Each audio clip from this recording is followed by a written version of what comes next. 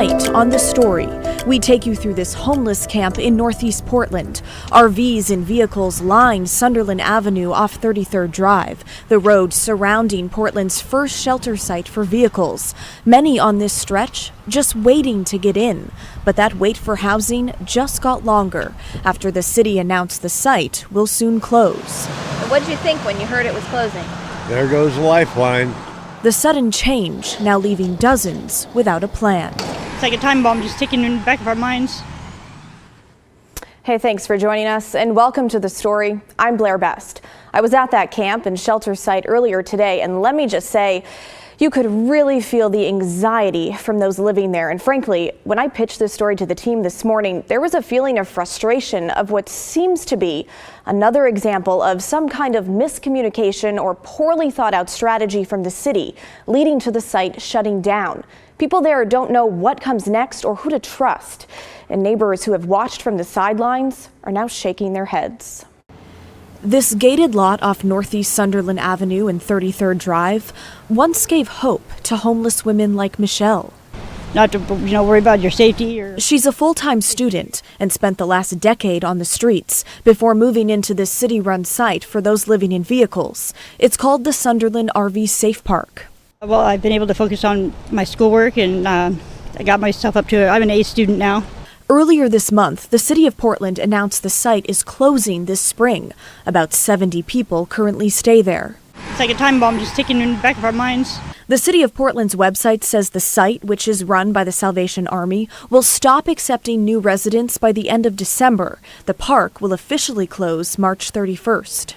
I think it's bullshit. I think it's not really helping nobody. The RV park opened in July of 2023. It was the first city-run shelter for vehicles in Portland.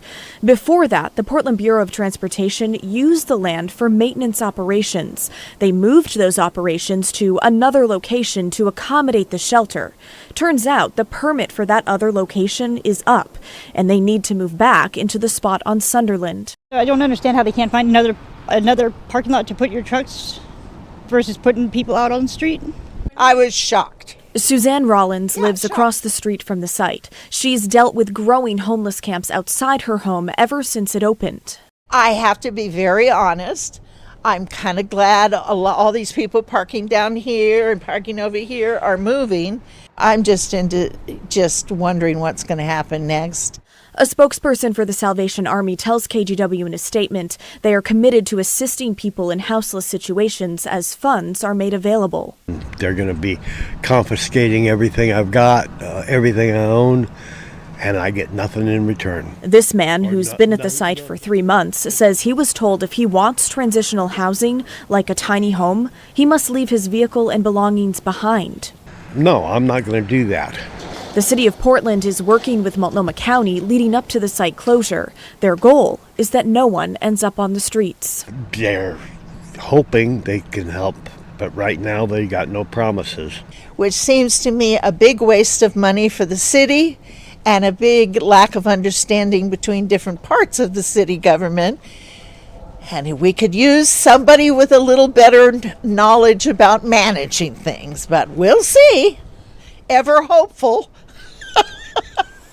Ever hopeful is right, Suzanne. Okay, so my first thought was, what about the city's new sanctioned campsite for RVs on North Portland Road? Here it is. We were there for its grand opening back in October, and as of this morning, the mayor's office tells me 88 people have moved in. That site can house nearly 200 people. So we asked if any people from the Sunderland site will be transferred to this North Portland site, and we haven't heard back yet. But that still begs the question, why did this site in Northeast have to close? Couldn't PBOT put their maintenance operations someplace else? A spokesperson for the city's shelter services program tells us they're working closely with PBOT and that the site was always envisioned to stay open for 2 years. No one staying at the site seemed to know that part, though. And if they close at the end of March, that won't be a full 2 years, more like 20 months. The spokesperson says PBOT's operations were moved to a leased and temporary time-bound permitted location owned by the Port of Portland. In these next 3 months, the city will be looking to transfer those staying at the Sunderland site into other shelter sites or housing options. And Multnomah County, a spokesperson there tells me they're increasing housing placement resources for those people, resources that we know are already stretched thin. All right, now while we're talking about the city of Portland in general, there could be cuts to both programs and jobs coming soon. The city is looking at a $27 million budget shortfall next year. They blame the gap in the general fund on low property tax revenue. Less money is coming in because so many properties are either sitting vacant or have much lower property value than before the pandemic. And when those are growing 1% like they did last year, it's really hard to make the math work out such that you can be adding anything and not cutting. And so the hope is that property taxes have hit the bottom, and then we'll go back to the more 3 to 4% growth, and we can kind of move on from this low point. City officials are hoping efforts to increase foot traffic in downtown and other neighborhoods will help property values go up and increase money coming in from property taxes. Next month, leaders of our new form of government will start to decide what's on the chopping block, and there will be opportunity for the public to weigh in on those decisions at the end of February. Now let's take a live look down in Salem tonight at the state capitol, where in the last 90 minutes or so, lawmakers wrapped up a special session to pay the state's bills after our historic 2024 wildfire season. They're sending $191 million to the Oregon Department of Forestry and $26 million to the state fire marshal's office to pay outstanding bills and personnel costs. Why was a special session needed, though? In a nutshell, this year's fire season costs, around $350 million, were more than double the next most expensive season. More than 1.9 million acres burned, with more than 150 buildings destroyed. The legislation now goes to Governor Tina Kotek to sign, and that's basically a done deal, since she was the one who called this special session in the first place. And we wanted to answer this question from a viewer named Bob. He wrote, "My understanding is that roughly 50% of Oregon's land is federally owned. Is the state paying for firefighting on that federal land?" The answer is basically yes and no. Yes, the state pays for that in the short term, meaning the contractors who work those fires need to be paid in a timely manner. And the state handles that, which is in part of the reason why this special session was called, to get those people paid. And no, because the governor's office expects over half of the $350 million in wildfire costs to eventually be covered by disaster relief funds from the feds. That money just isn't here yet. Now let's get to some background on a KGW investigation that's sure to make waves online. Kyla Boshi spent months looking into the spike in school threats across Oregon. Incidents have nearly doubled in the past 2 years. Most turn out to be unfounded, but there's no doubt the impact they have on all aspects of our education system, students, teachers, even police. There's no comprehensive data on how often the threats happen, but according to the Oregon Department of Education, there's been a big increase in student discipline for threats of school violence over the past 3 years. You know, kids making statements, well, I'm angry, so I should just shoot somebody, or making those kind of comments. So vague, but yet it's not something we're going to ignore. End of the day, you can't afford to be wrong. No. Your student's life depends on it. All right, Kyla Boshi joins me now. Kyle, any indication as to what's driving the increase in these school threats? Social media has a lot to do with it. In talking with school resource officers, they're being inundated with social media posts that are oftentimes threatening. They've obviously got to take these very seriously. You know, you think about when a lot of us grew up, somebody might write something stupid on a bathroom wall. A few students may see it, staff would clean it up, that'd be the end of it. Now on social media, these posts live on and on, are spread through the community. And that's part of the challenge, is students and parents are reposting, oftentimes thinking, hey, listen, we're warning everybody, this may be happening. The problem is you're spreading fear. Don't do that. Report it to police, but don't repost. Yeah, that's good to know. What got you looking into this project? How'd you tackle it? We had heard so much about it. We've reported on school threats time and time again. We focused on one day in particular. It was February of 2023. There were threats around the state, actually. We went to Hermiston, which was the site of one of these threats that came in. And it was really amazing to see the response from police. We got body cam footage, dash cam footage that shows the urgency and police resources responding. And then in talking to the principal, who was actually in tears, explaining what had happened many, many months ago, but you could see the trauma that this has on a community. Of course. From that, we expanded and looked at the more than half dozen other cases around the state that very same day. And we analyzed the 911 calls that came in. It was the same voice and oftentimes the same details, which suggest this really was a sophisticated operation. We don't know who was behind it. There were no arrests in this case. Most cases are not this sophisticated, but it certainly speaks to the challenges that law enforcement and school officials are dealing with in each and every one of these threats. Yeah, so important and so interesting. Thanks so much, Kyle. And there is certainly a lot more to this story. If you'd like to see the entire thing, which you should, you can find it right now on KGW Plus, our free streaming app, and you can download the app now on Roku, Apple TV, and Fire TV.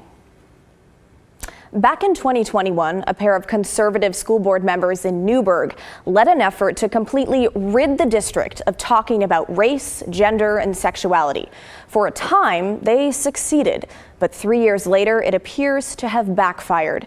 The board members were voted out. The superintendent they installed is out, and the district lost several lawsuits over the matter. And now the district has just been ordered to do pretty much the opposite of what those board members intended. They have to make a public statement promising to be inclusive and equitable. Now let's take a step back. 3 years ago, school board members Dave Brown and Brian Shannon introduced a ban on Pride and Black Lives Matter symbols in Newberg schools. They later widened the ban to anything they deemed political or controversial. The board passed the ban, even though it got a lot of protest, and they were immediately sued. But in the meantime, a teacher says she was instructed not to tell kids that it's okay to be gay or trans. Eileen Brennick says the principal of Mountain View Middle School told to the school's staff saying not to poke the bear. When Brennick reported the comments, she says a vice principal told her she would get in trouble for telling kids that she was gay too. So Brennick also sued, claiming the Newberg School District was a hostile work environment. There's one more layer to all this, though. The school board fired the superintendent for not upholding the political symbols and hired their own, named Stephen Phillips. He had a history of tweeting racist remarks online. Brennick's lawsuit claims Phillips also used a gay slur at Newberg. Earlier this year, Phillips was notified that he'll be terminated after a major budget shortfall in the district. Now, Brennick settled last month with the district. They now have to pay her $90,000. They also lost at least 2 other lawsuits and had to pay those out. Newberg rescinded the ban on political symbols after losing the lawsuits, but under the terms of this settlement with Brennick, they have to go a step further and issue a public statement affirming that the district is inclusive and equitable, and they have to put discrimination complaint forms on their website and in the school counselor offices. Well, coming up next on The Story, we're going to continue our transportation theme this week as the Oregon DEQ thinks about new regulations when it comes to vehicles that run on diesel and the effects that come from their exhaust. Could new rules be on the way? That's next when The Story returns.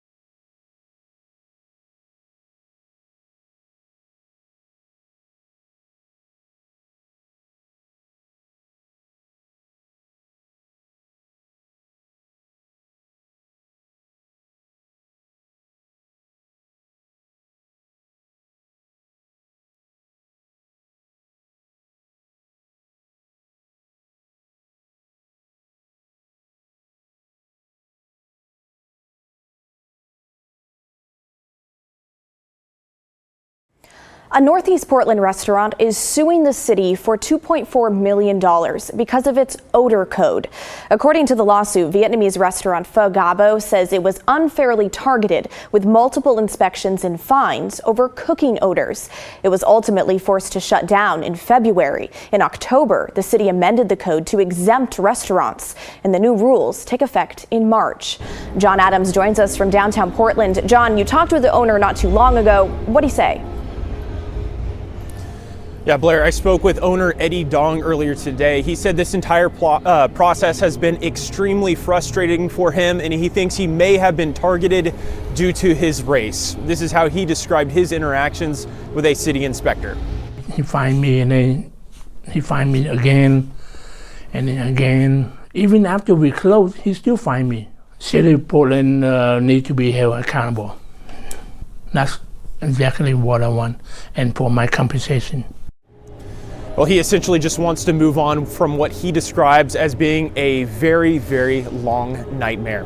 Blair? John Adams, thank you very much. Now, last night, we told you about the upcoming law change regarding clean trucks in Oregon, which affects manufacturers starting in January. The percentage of zero-emission vehicles they're required to sell is set to increase over the next decade. The exact percentage varies by type of truck. Next year, it's 7% for things like tractor trucks to 11% for rigid trucks like box trucks. But Oregon DEQ is also thinking about developing a policy around diesel emissions, since diesel powers most freight and delivery trucks, as well as some trains, buses, boats, farm equipment, and generators used for backup power at hospitals. So important stuff. But diesel exhaust contributes to a lot of health problems. This map shows where DEQ says most of the diesel exhaust is concentrated. Unsurprisingly, it's all along the I-5 corridor, mostly in the Portland area. Exposure to diesel exhaust can complicate a range of health issues. The DEQ had a listening session for people and industries that rely on diesel just to get their thoughts, what they should keep in mind when developing a policy. Many of them say there is not any equipment on the market that can perform the same as diesel power. Here's the Oregon Farm Bureau, and because this was a Zoom meeting, you'll hear her, but her video is in one of those smaller squares on the screen. It provides the horsepower, power transfer, longevity that no current technology offers. The economics associated with agricultural activity make it difficult to access the capital necessary to retrofit or replace older equipment. All of this equipment that is being used is critical to Oregon's farm and ranching economy. That said, there may be equipment on a farm that isn't used often or is used 4 hours a year. We have folks that have backup trucks when their truck is in the shop. Usage really is the key here. That has to be taken into account. Our farm equipment is expensive. It's highly specialized. It's often utilized for a limited number of hours in a year. Now, long-haul truckers chimed in saying the charging infrastructure is not there and electric trucks can't haul as much. Tow truck drivers who clean up big truck crashes agreed. Those accidents can often go from 2 to 12 hours on scene, and the technology for heavy-duty recovery towing equipment, especially in the EV world, just does not exist, and we don't know when that'll be available to us. So that is a big concern. I don't know if there's going to be electric vehicles out there in the near future that can meet the needs of the towing industry on these heavy wrecks and heavy accidents for 12 hours. Okay, but the American Lung Association also had a say here, telling DEQ the health concerns around diesel exhaust are urgent. The thing we really want to emphasize is that the health benefits of transitioning to zero-emission vehicles market-wide are uniquely significant. So our Delivering Clean Air report finds that a transition to zero-emission trucks paired with renewable energy would provide Oregon with $1.1 billion in public health benefits and avoid 103 premature deaths, 2,553 asthma attacks, and 12,100 lost workdays over the coming decades. Now let us know what you think when it comes to policies or regulations around diesel or even electric vehicles in Oregon. Email the story at kgw.com or call and leave a voicemail 503-226-5090. Well, still ahead on the story, if you're still looking for that perfect Christmas tree, I know I am, we'll show you how you might find it on the slopes of Mount Hood National Forest, the process and how much it'll cost you. That's when the story returns.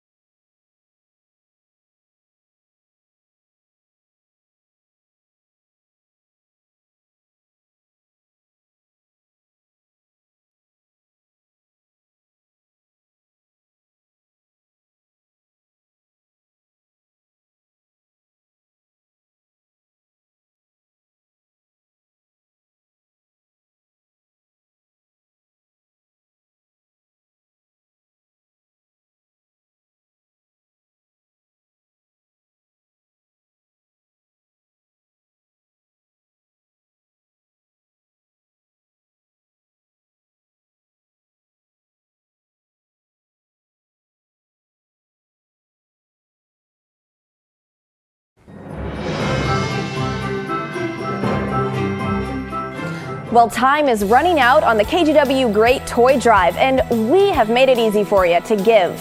Go to kgw.com/toy and click donate cash, and we'll do the shopping for you. And if you give this week, Regents Blue Cross Blue Shield will double your donation amount for double the toys. Help bring a little joy to local families this holiday season. Well, less than 2 weeks to Christmas, and tonight we're heading up to Mount Hood for an annual holiday tradition for all kinds of families this time of year. A Forest Service program lets you connect with nature while looking for the perfect tree. John Goodwin takes us along for the adventure in tonight's Let's Get Out There.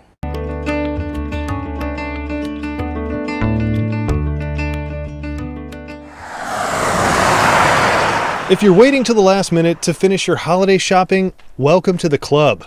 If you're still looking for a Christmas tree, check this out. There are a few different fir species. Silver fir, grand fir, and noble fir all tend to be at higher elevations. Heather Ibsen and Raven Reese work for the Forest Service on Mount Hood National Forest. Today we are near Frog Lake Snow Park, up past Government Camp along Highway 26. It's here where you can cut your own Christmas tree.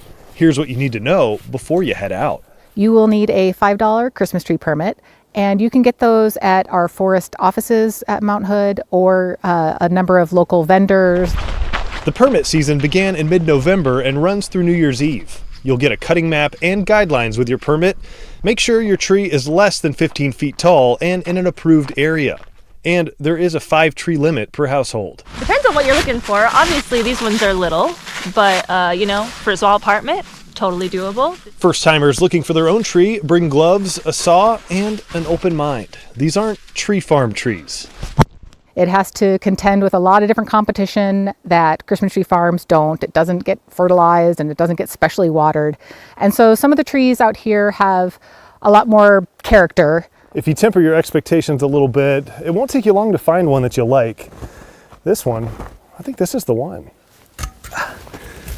Okay, so it's not much, but I think this is a tree that would make Charlie Brown pretty proud.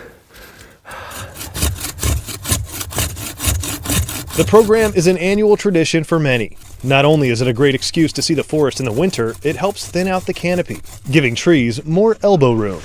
Trees that are growing in an opening that have access to a little more light and aren't smashed up against other trees are going to have a little bit more space to grow out symmetrically.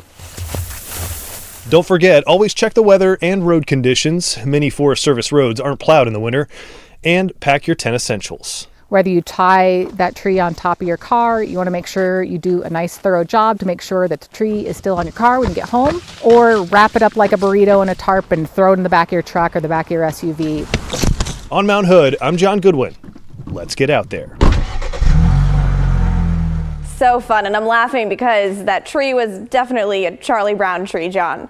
All right, remember, we want to know your favorite outdoor spots and see your pictures too, and you can share them by texting us at 503-226-5088. And that is the end of our show, folks. Thanks for watching. For those of you watching live on TV, the good stuff is coming your way next. And for the rest of you watching online, don't forget you can stream the story on your own schedule. Download the free KGW Plus app, available now on Roku, Apple TV, and Fire TV. In the meantime, enjoy your Thursday night, and I'll see you right back here tomorrow night at 6:30.